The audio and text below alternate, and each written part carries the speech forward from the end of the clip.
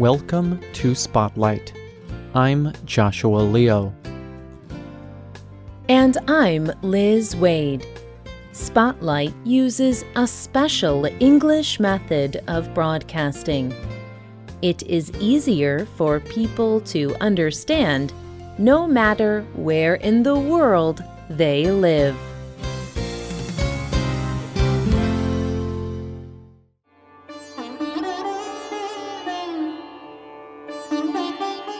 This beautiful music is made with a sitar. This is a traditional musical instrument from India. It looks a bit like another popular instrument called a guitar. On one end of the sitar is a round, empty gourd. This deep, rounded bass makes the sound louder and more complex. From this bass comes a long, flat stick called the neck. Almost 30 strings, like thin ropes, go up and down the neck. The sitar player plays 7 of these strings. He pulls on them with his fingers. The remaining strings make noise as the musician plays the other strings above them. This instrument is very complex and beautiful. It is one of the major instruments in the traditional music of India. But people all around the world know and love sitar music. How did this instrument become popular in countries far from India? There is one musician who helped encourage people's love of sitar music more than anyone else. Some people call him the father or founder of world music. Today's spotlight is on the famous Indian musician Ravi Shankar. Ravi Shankar was born in India in 1920. When he was 10 years old, he moved to Europe. His brother led a dance group that performed traditional Indian music and dancing. Shankar learned to dance and joined his brother's group. Shankar also learned about many cultures and customs. He learned many kinds of music, but he loved music from India the best. Shankar noticed that people from other cultures also loved Indian music. He told the writer Thakur Purumjit, I listened carefully to our music. I observed the reaction of audiences on hearing it. This watching and judging helped me. I decided what we should give to Western audiences to make them respect and enjoy Indian music. When he turned 18, Ravi Shankar moved back to India. He went to live with a famous musician named Alauddin Khan. Khan became Shankar's teacher and spiritual guide. Shankar spent 6 years living and studying with Khan. He learned classical Indian music styles and instruments. But the instrument Shankar loved most was the sitar. Shankar soon became a well-known musician and composer in India. He wrote music for the National Theatre. He worked as the director for All India Radio for many years. Shankar established the Indian National Orchestra in the mid-1950s. People in India loved Ravi Shankar's music. He performed in many live concerts. Shankar also wrote and performed music for some of the most popular Indian films at the time. Ravi Shankar's fame began to spread beyond India too. Many people in other countries began to enjoy sitar music. Western musicians became interested in learning to play Indian traditional music. They even played Western and Eastern music together. They made music that mixed the traditions from different countries and cultures. This style of music is sometimes called world music.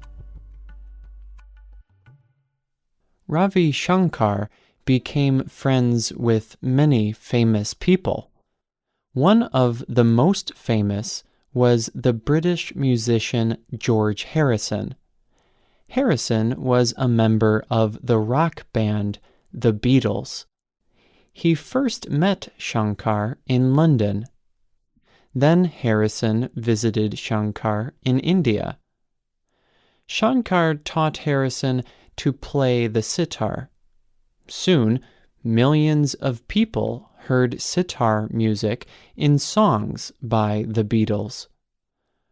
Ravi Shankar told Sashi Vyas in an interview, I was one of the first when I first started to experiment with Western instruments and Western musicians. George Harrison came to me because he was so interested in our music, and he became my student. He did not do it only because it was popular at the time. He loved it until the end and became very, very dear to me. Ravi Shankar played his sitar in many concerts all over the world. The largest event that Shankar organized was a concert for Bangladesh. At that time, there were many problems in Bangladesh. Ravi Shankar wanted to help. He asked George Harrison to help him organize a concert for Bangladesh. It became a huge music event. Shankar, Harrison, and others gathered $250,000 for the people of Bangladesh. Because Ravi Shankar had a great influence on music all over the world, some people criticized him for not being traditional enough. But Shankar always kept an Indian approach to music. He said, I have experimented with non-Indian instruments, even electronic ones. But all my experiences were based on traditional Indian songs. When people discuss tradition, they do not know what they are talking about. Over centuries, classical music has had elements added to it. It has had changes and improvements, but it has always held to its traditional base. Today, the difference is that the changes are faster. Ravi Shankar often played with musicians who used other styles of music. But he always kept the important parts of Indian folk music. For example, he was always free to change the music while playing. Even when playing with many other musicians, Shankar would not always follow the music exactly as it was written. He would play what he felt sounded good. He did not always follow the set rules that some Western music uses. Shankar told Sashi Vyas, "Music rises above all languages and barriers. It is the most beautiful communication skill one can have. Music makes us all experience different emotions.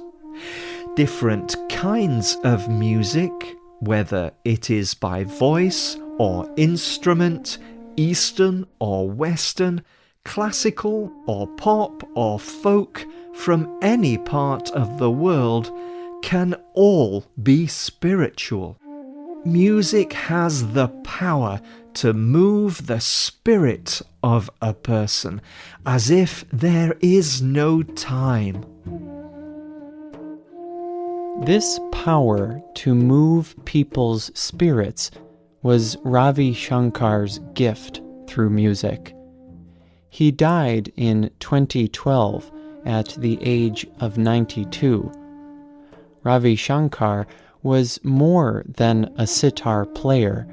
He was also a teacher and example for many people.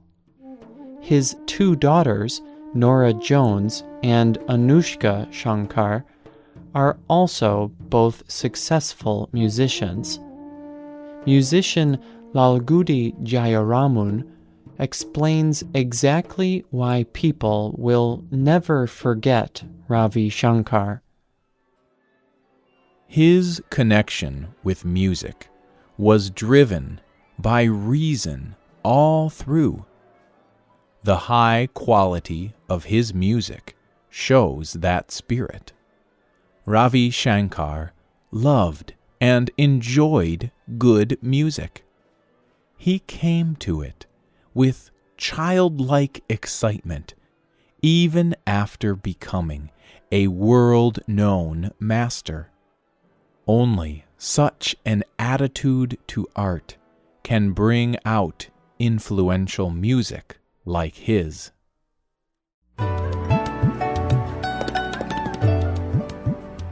The writers of this program were Sheila Godwin and Reena Dam. The producer was Reena Dam. The voices you heard were from the United States and the United Kingdom. All quotes were adapted and voiced by Spotlight. You can find our programs on the internet at www.radioenglish.net. This program is called Ravi Shankar, Father of World Music. We hope you join us again for the next Spotlight program. Goodbye.